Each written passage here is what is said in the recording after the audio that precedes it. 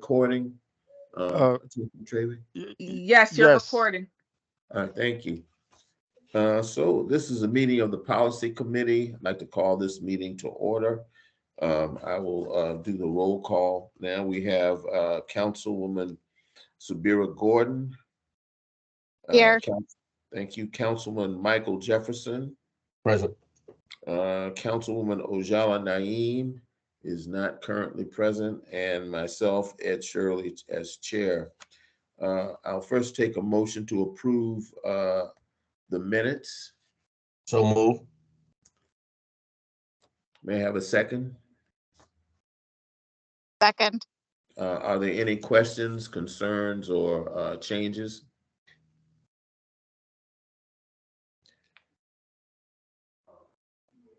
If not, all those in favor of approval of the minutes, please indicate by saying aye. Aye. Any opposed or abstentions? I'm going to abstain. I wasn't here. I wasn't at the last meeting. Okay, understood. All right, thank you. I will now turn the meeting over to Attorney Matrevi for the discussion on the Social Equity Micro Cultivator Program. Thank you very much, Chairman Shirley. Good morning, members of the Social Security Council Policy Committee. So as stated by Chairman Shirley, I'm going to talk about the micro cultivator program. This is a program that's created in the statute under section 21A-420D. If you allow me, I will share my screen, and I'm doing that. Oh, sorry.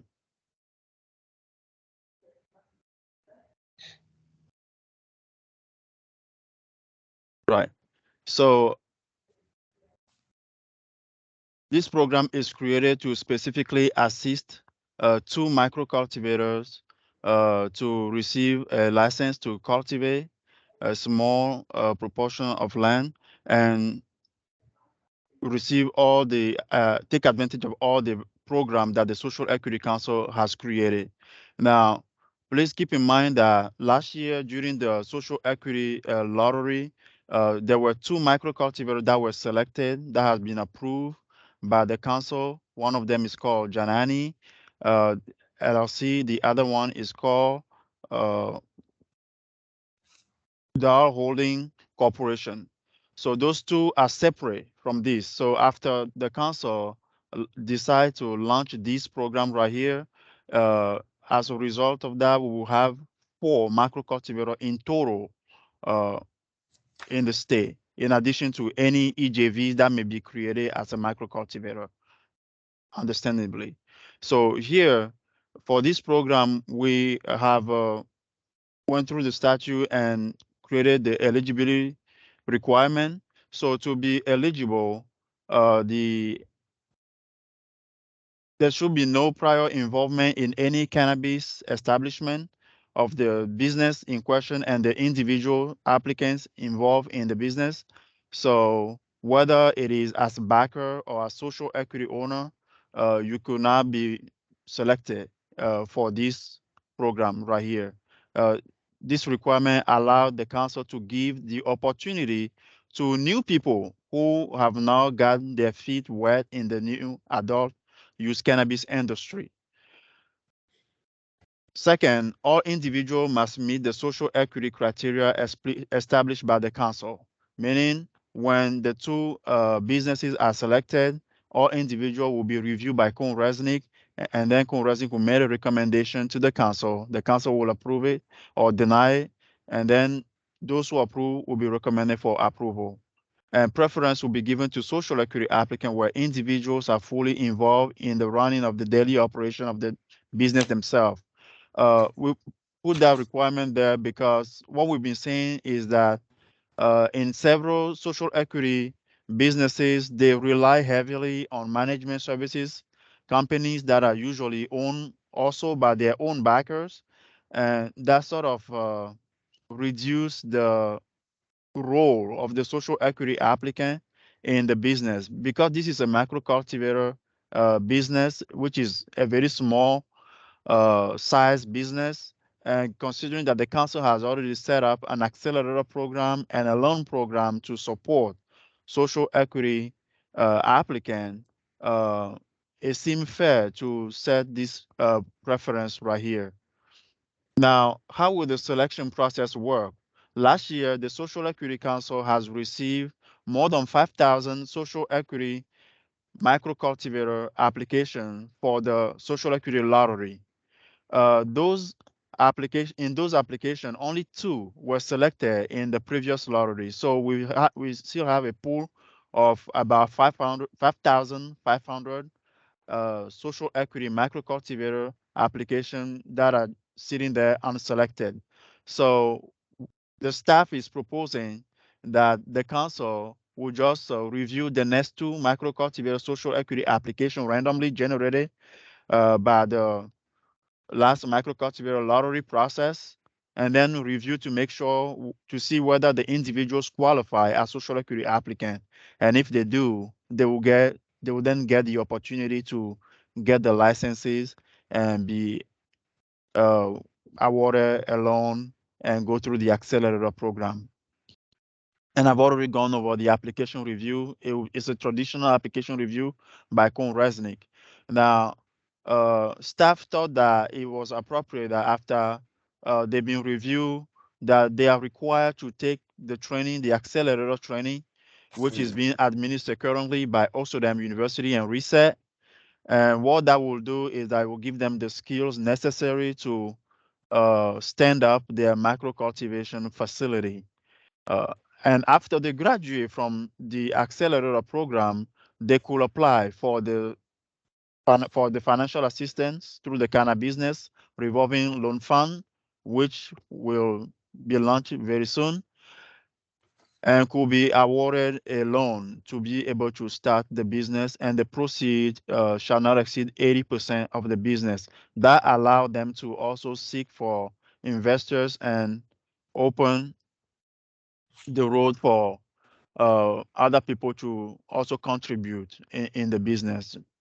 Now, there's a mentorship part of this program because in the statute, it clearly said that producers have to provide mentorship to the micro cultivators.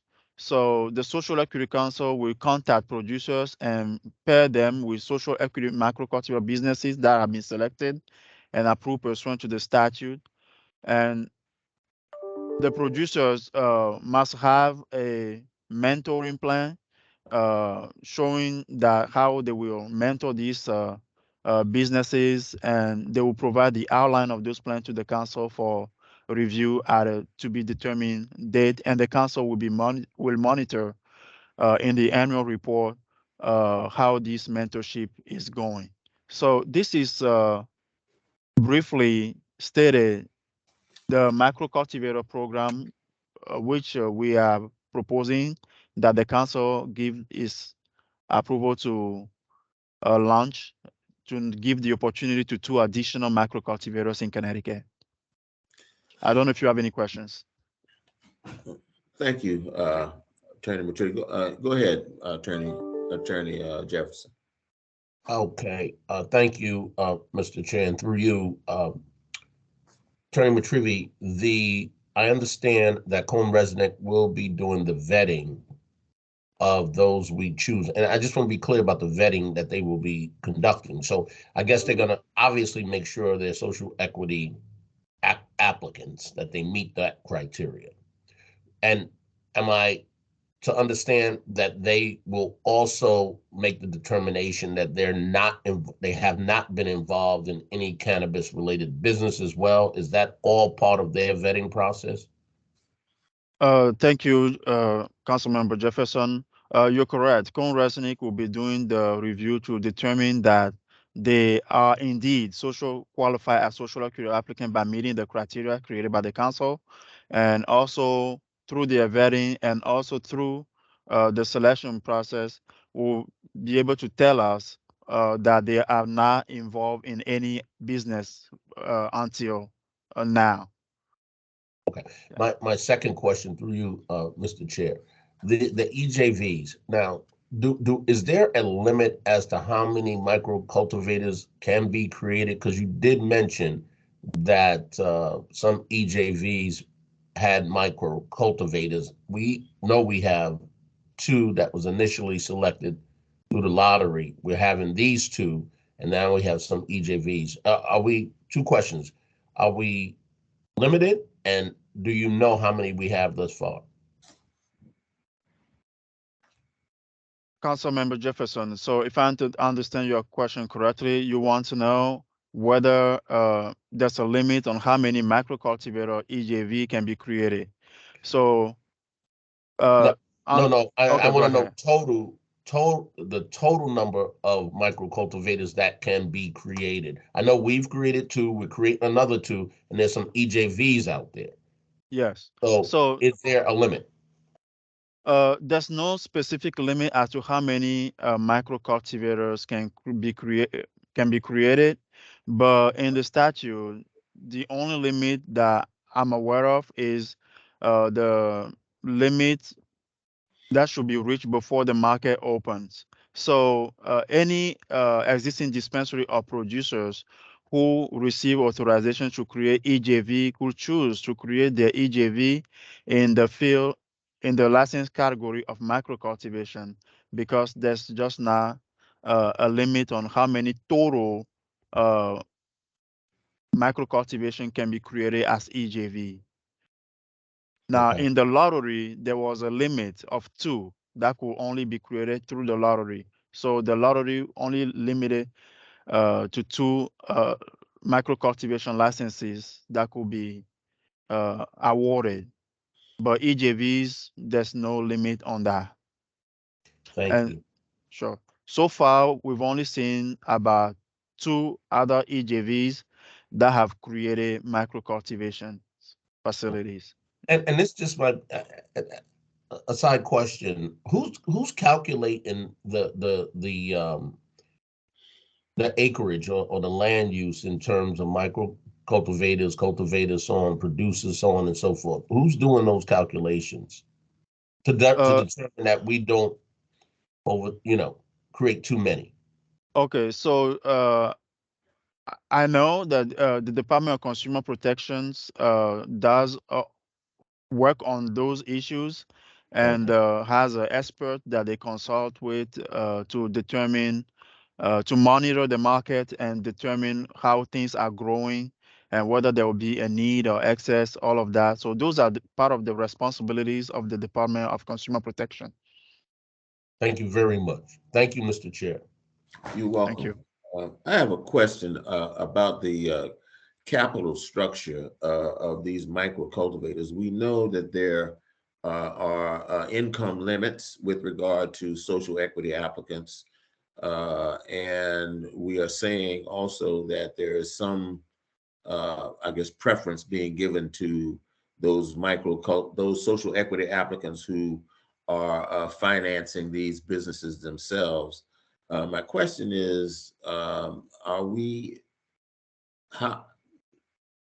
are we looking to see just to make sure that these the ones that are chosen have adequate capital structure? Because even though they're small, it's still a significantly capital intensive business.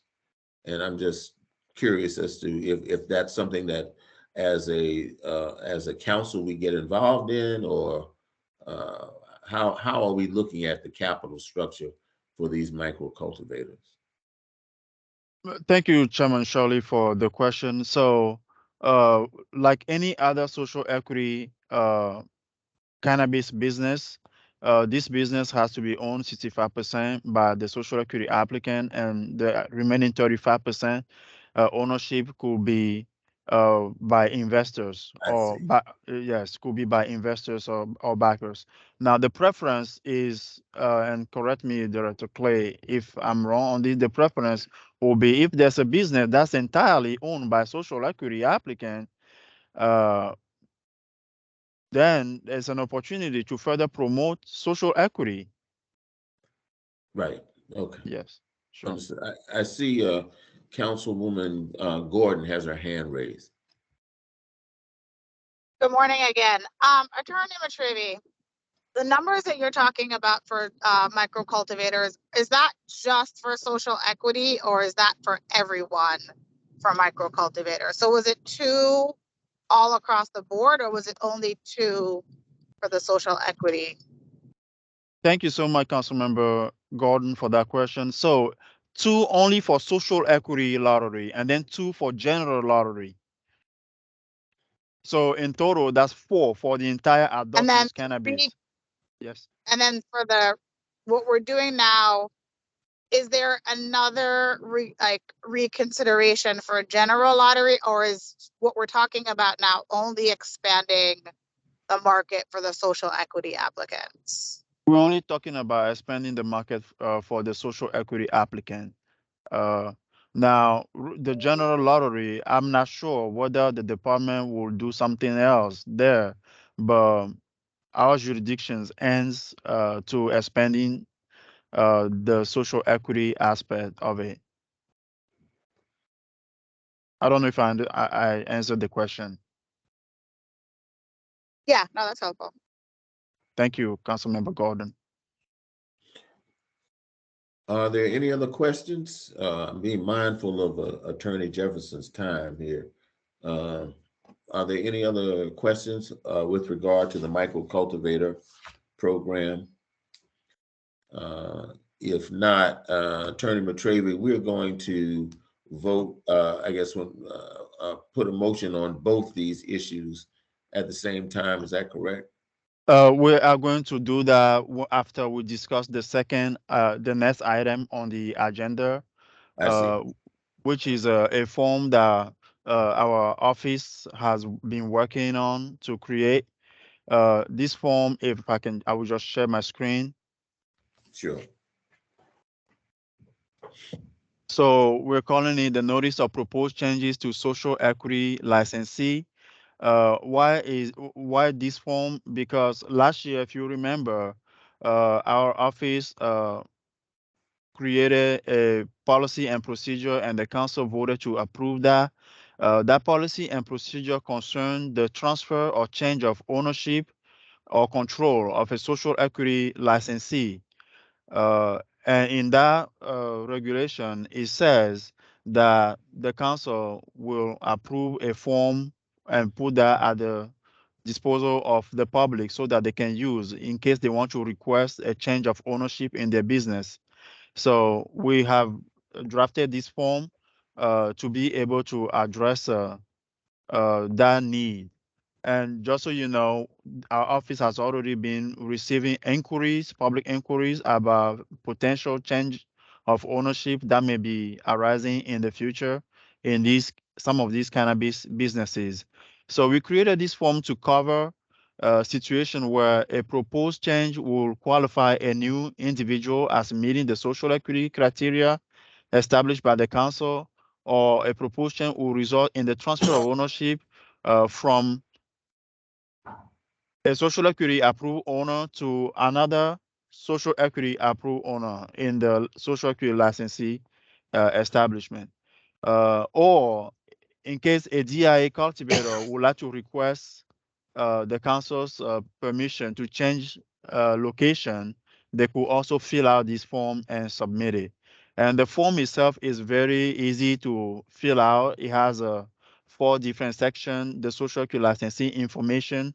There we ask for the name, the address, the name of the business, the license number for them to provide, and then require disclosures in that section. I'll go over each section.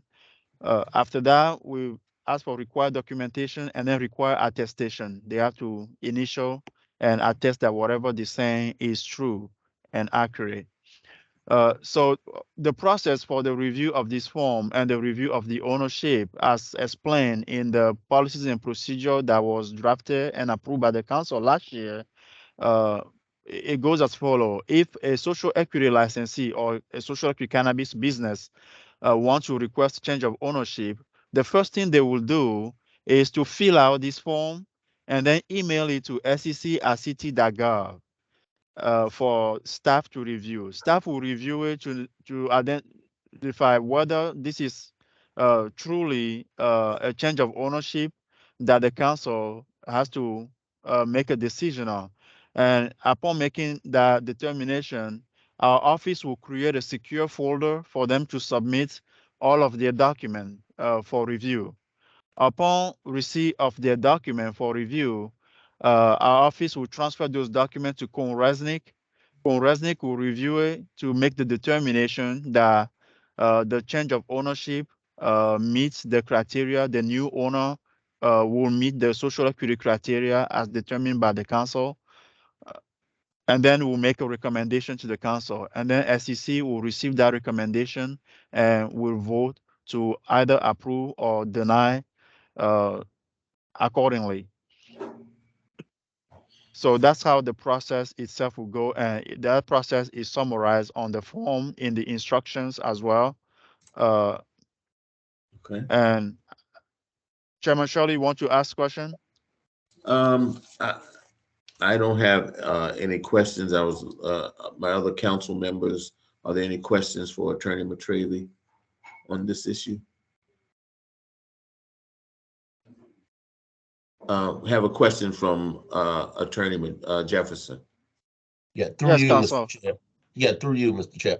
Attorney Matravy, I just want to ensure that, and I know you guys are on top of this, but you know, those sort of things, when people start transferring ownership and whatnot, you know, concerns about fraud and those sort of issues come to mind. And I just want to make sure we guard against that sort of stuff. And, you know, I was more curious about the time frame when someone can make a request to transfer ownership, you know, so we grant a license in a year or so, they're transferring the ownership. And maybe you could just reassure us that some of the safeguard or guardrails have been put in place that will prevent some of these, that will allay some of my concerns. Thank you so much, Councilmember Jefferson. Your concern is very legitimate. So first of all, our office requires them to file a sworn affidavit that all the members of the entity through this process on this form, that all the members of the entity agrees to the proposed changes and what's gonna the outcome of those changes. In addition to that, we are doing the necessary verification to make sure that whoever is getting these licenses are truly social equity applicant and that people are not being forced out of these businesses. In our regulation, it clearly says, and in the statute as well, that there's a time period where you cannot change ownership except when the social equity applicant passed away. And even when the social equity applicant passed away, uh, the remedy will be for the backer for that ownership, 65% ownership, to be assigned to another individual who is a social equity applicant. So our office have this process set up, and the regulation does reflect that. And the instruction here also do reflect that. And CONRESNIC, of course, with their expert accountant and auditors will go through this to make sure that everything is accurate.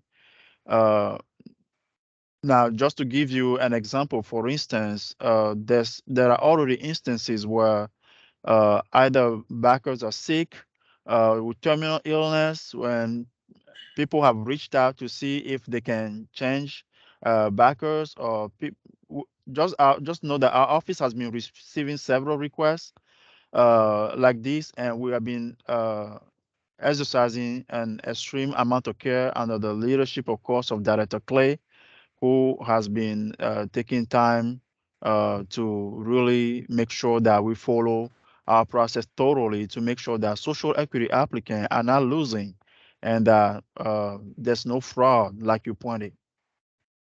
Thank you. I feel reassured. Thank you. Thank you, Councilmember Jefferson. Any other questions from the council members? If not, I have one question, Attorney Matravy, about the information we receive where there is compensation involved in a change of ownership. Will that be also included in their documentation? Thank you, Chairman Shirley, for that question. If there are compensation, we ask them to provide all the information surrounding all the circumstances, describing the circumstances surrounding the change of ownership.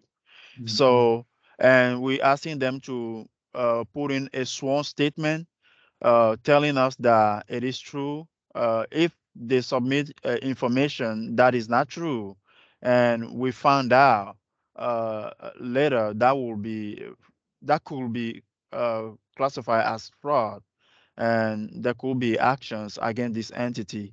Now, just to give you the deterrent, the major deterrent here that you should be aware of is that in the statute, it clearly says that any fraudulent change of ownership or change of ownership that goes to someone who's not a social security applicant, uh, there could be a fine of $10 million imposed. So that's written in the statute. It's not something created by our office or the council. It's written in the statute, and that fine, all that needs to happen is for the director of the Social Security Council to uh, refer the matter to the Department of Consumer Protection, and the Department of Consumer Protection will investigate and then proceed according to their policies and procedure to see whether any improprieties was committed, and then the perpetrator could be subject to paying a $10 million fine. So that's a very big deterrent, in my opinion. Thank you. Appreciate that. If there are no other questions for Attorney Matravy, I would like to hear a motion to recommend the launching of the microcultivator program and the notice of proposed changes to the social equity licensee form as presented by the staff to the council. So Would all- moved. Second. All those in favor indicate by saying aye. Aye. Aye. Any opposed or abstentions? It has been approved. Both items on the agenda have now been approved. And I'll move to the good of the order. Is there any new business? If not, I'll take a motion to adjourn. So moved. Second? Thank you. Thank you, council members, for joining us here. Thank you, Attorney Matravy, and please feel better, Director Clay. That ends our meeting. Thank you, Chairman Shirley. Thank you, members of the council. Thank you, Chairman Shirley. Thank you. Thank you, members. Bye-bye. Great job, Attorney Matravy. Thank you, Councilmember Jefferson.